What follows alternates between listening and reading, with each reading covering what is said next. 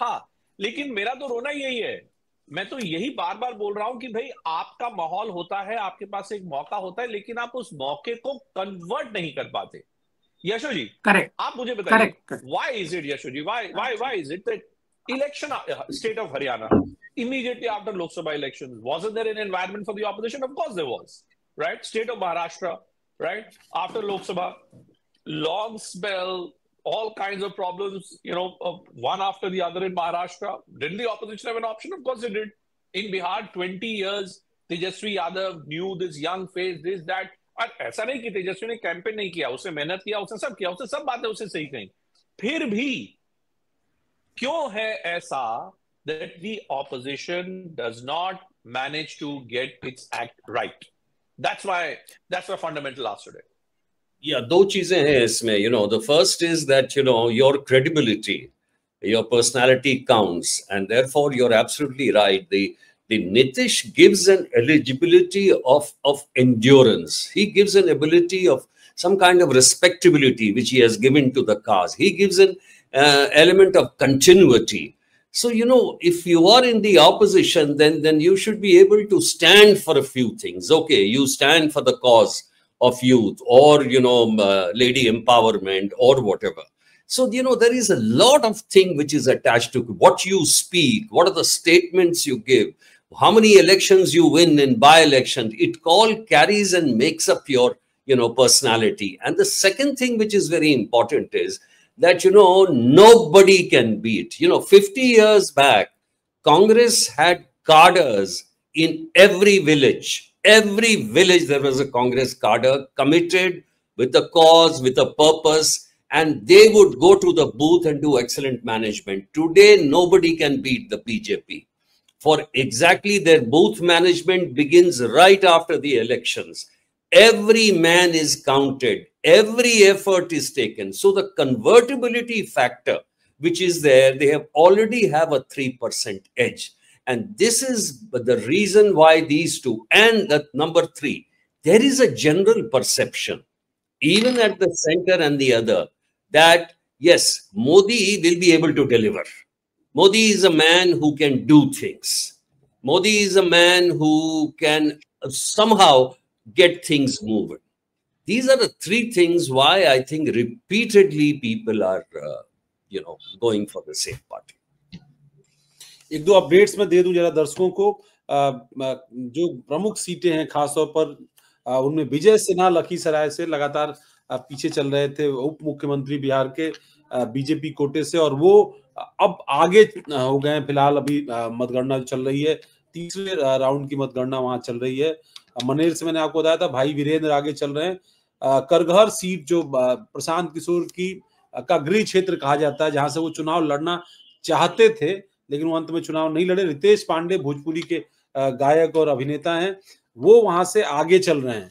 तो मतलब अपनी सीट पर उनको रिस्पांस कम से कम मिल रहा है गृह क्षेत्र में, लोगों का समर्थन कि उनका उम्मीदवार तीसरे चौथे राउंड तक भी आगे चल रहा है। छपरा सदर की जो सीट है वहां से खेसारी लाल यादव फिलहाल अब आगे हो गए हैं, तो वो भी लड़ाई में लौटे हैं। काराकाट की जो सीट है जहां से पवन सिंह की पत्नी, हालांकि उनका डिस्प्यूट चल रहा है, ज्योति सिंह निर्दलीय चुनाव लड़ रही थी, वो फिलहाल पीछे चल रही हैं। तो ये अभी की अपडेट्स हैं। एक सवाल और भी मन में आता है सर, जब हम इसका विश्लेषण करते हैं चुनावों का, ये देखने को मिला अभी जो रुझानी है, चूंकि अभी तो रुझानी है सारे सामने, सीमांचल और मिथिलांचल दोनों इलाकों में। मिथिलांचल को तो आप और भी ज्यादा बेहतर तरीके से समझते होंगे।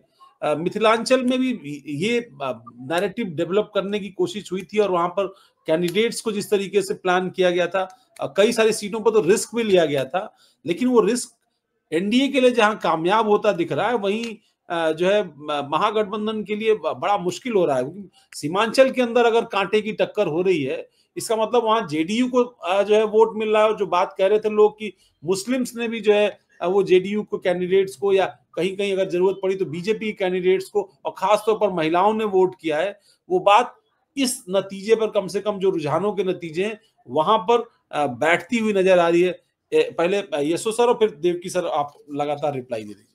विद्यार्थी जी, आपने इस बात को बिल्कुल ही, कल भी जब हम चर्चा कर रहे थे तो हमने ये कहा था कि मुस्लिम महिलाओं में भी जितने इनके महिला के कार्यक्रम किए हैं, नीतीश में बड़ा ही फेवरेबल ओपिनियन हुआ है, और इसमें से एक जो चंक है उनकी तरफ जा रहा है। लेकिन ये बहुत अच्छा ट्रेंड है, इसे मैं कहूंगा विद्यार्थी जी, क्योंकि जितनी भी ऐसी योजनाएं होती हैं वो सभी वर्ग के लोगों के लिए हैं, सभी जाति के लोगों के लिए हैं, और इससे अगर फायदा हुआ तो ये बहुत अच्छी बात है। ये दूसरी बात है कि इलेक्शन के समय इसे नहीं करना चाहिए था, लेकिन इन्होंने पहले जितनी योजना की थी, वो साइकिल वाली योजना थी, यूनिफॉर्म वाले जितने थे, उसका एक बहुत अच्छा प्रभाव पड़ा है सारे महिलाओं पे। अब सीमांचल में जो टक्कर है, ये बात भी बिल्कुल सही है कि जेडीयू और बीजेपी के बीच में जो भी आपने देखा होगा वैचारिक मतभेद था, चाहे चीफ मिनिस्टरशिप पे, चाहे लीडरशिप पे, देखिए एक भी आदमी प्रोजेक्ट नहीं किया गया बीजेपी के तरफ से पुराने लोगों में, जैसा कि भूपेन कह रहे थे, चाहे शाहनवाज हो, चाहे कोई हो, जो कि राष्ट्रीय स्तर के लीडर है, नहीं किया गया। और ये भी कहा गया कि हम मुख्यमंत्री नहीं चुनाव से करेंगे, तो इससे प्रभाव तो पड़ा पहले। लेकिन ये बात सही है कि जेडीयू के मनमुटाव और बीच में जेडीयू के सपोर्टर्स ने बीजेपी को शायद अनमने तौर से सपोर्ट किया या शायद नहीं किया, उसीलिए सीमांचल किए। और ये हमेशा और भी जगह ट्रेंड हुआ है कि जब भी इनकम्बेंसी को तोड़ने के लिए जब भी एनडीए अपने चेहरे बदलती है तो उनको फायदा होता है, महागठबंधन को फायदा नहीं होता है। और मैं कहता हूं बार वही कि क्रेडिबिलिटी की बात जो है ना, बिहार के लोग बड़ी लंबी मेमोरी रखते हैं, और मेरे ख्याल से उस बात को वो भूले नहीं। देखिए दरभंगा के जहां मिथिलांचल के एरिया में एम्स की बात हुई है, एयरपोर्ट की बात हुई है, आप सड़कें अगर देखिए, वहां से सड़कें जो है जो जाने में हमें 6 घंटा लगता था 3 घंटा लगता है, तो ये सब लोग देख रहे हैं, समझ रहे हैं। तो इंस्टीट्यूशनल ये जो इम्प्रूवमेंट हुआ है वो शायद वो नहीं समझते हैं कि किसी और राज्य में हो। नीतीश एक कैरियर हैं, और चूंकि उनको मोदी का सपोर्ट है तो ये भी चलता रहेगा। ये बात दूसरी है जो मिश्र जी ने कहा है कि कुछ भी हो सकता है, ये तो मैं मानता हूं, कुछ भी हो सकता है, सिर्फ एक सीट। जी जी जी जी बोलिए। इंटरेस्टिंग है ये जो स्कीम्स की डिलीवरी है, मतलब एक दौर वो भी था जब हम कहते थे कि जो है 1 रुपए में से 5 पैसा या 25 पैसा जो है वो पहुंचता है आम आदमी तक, और बाकी सारी चीजें भ्रष्टाचार के भेंट चढ़ जाती हैं। और फिर जब वेलफेयर स्कीम्स की बात होती है, वो चाहे आप कोई तब इंदिरा आवास है या प्रधानमंत्री आवास योजना के तौर पर है, इसके अलावा इसी तरह से शौचालयों की योजना है, इसी तरीके से खाद्यान्न की बड़ी योजना है। अब जब सरकार ये दावा करती है कि देश में 80 करोड़ लोगों को जो है हम अनाज देते हैं मुफ्त का, तो एक तरफ से ये सवाल भी उठने वाली बात है कि आपको 80 करोड़ रुपए लोगों को अनाज देना पड़ता है, ये आपकी स्थिति है, मतलब आज भी आप देश को इससे ऊपर नहीं ले जा पाए। लेकिन दूसरी तरफ ये भी इंपॉर्टेंट है कि आप 80 लाख लोगों को भोजन 2 वक्त का देने का इंतजाम कर रहे हैं। और इंटरेस्टिंग बात यह है कि इसमें बड़ी आबादी अल्पसंख्यक आबादी भी है, और उनके बड़े बड़े परिवार हैं, उन परिवारों को भी इस योजना का पहले लाभ मिल रहा है। तो कई सारे लोग ये सवाल भी करते हैं बीजेपी के अंदर भी कि भाई आप इसके अंदर भी क्यों नहीं तय करते, या कोई चेक बैलेंस क्यों नहीं लगाते कि अच्छा ठीक है 6 की फैमिली 7 की फैमिली तक तो हम आपको राशन दे देंगे, लेकिन अगर आप 12-15 का परिवार है तो हम आपको नहीं देंगे। पर बीजेपी ने या मतलब सरकार ने शायद इसी स्ट्रेटजी के नाते ये चेक नहीं लगाया और इसको होने दिया।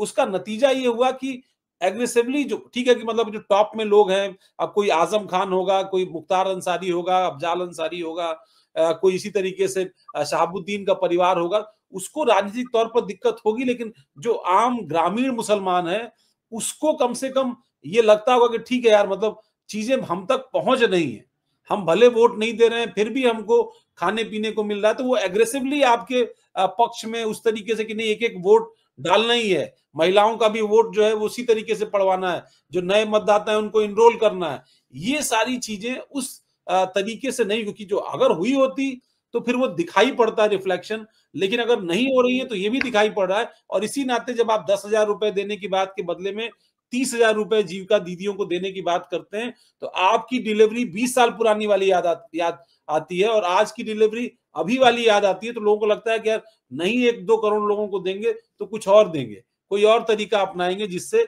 स्कीम हम तक पहुंचेगी। तो क्या ये डिलीवरी की क्रेडिबिलिटी भी है जो बार बार इस तरह की स्कीम्स में, खासतौर पर जो सर्विंग गवर्नमेंट्स हैं, वो चाहे महाराष्ट्र में हुआ, हरियाणा के अंदर हुआ, उन जगहों पर बीजेपी के लिए दूसरे तौर पर काम